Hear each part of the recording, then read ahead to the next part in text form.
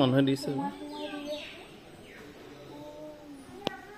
এজোপা তুলসী গছ কিমান ডাঙৰ হ'ব পাৰে আপোনালোকে কল্পনা কৰিব নোৱাৰে আৰু এয়া তাৰ প্ৰমাণ নে কি কোৱা সাংঘাতিক আচলতে এনেকুৱা ধৰণৰ বস্তু আমি দেখি নিজেই চখ হৈ গৈছো এজোপা আমাৰ সত্ৰসমূহ আচলতে বহুতে জানে যে মহাপুৰুষজনাই সৃষ্টি কৰি থৈ গৈছে মহাপুৰুষজনাই প্ৰতিষ্ঠা কৰি থৈ গৈছে কিন্তু অৰিজিনেলি আমি যদি একদম পুৰণা দিনলৈ যাওঁ তেতিয়াহ'লে মহাপুৰুষে আচলতে সত্ৰ প্ৰতিষ্ঠা কৰা নাই মহাপুৰুষৰ যিসকল শিষ্য প্ৰতিষ্ঠা নহয় তেওঁলোকে সত্ৰ প্ৰতিষ্ঠা কৰিছিলে তেওঁলোকে নামঘৰৰ পাছত নাম ল'বৰ কাৰণে সত্ৰসমূহৰ ভকতসমূহ থাকিবৰ কাৰণে তেওঁলোকৰ শিষ্যসমূহ থাকিবৰ কাৰণে আচলতে বহা প্ৰতিষ্ঠা কৰিবৰ কাৰণে এনেধৰণে সত্ৰ প্ৰতিষ্ঠা কৰিছিলে প্ৰতিখন সত্ৰতে বহা থাকে জানে চাৰিফালে চাৰি হাতী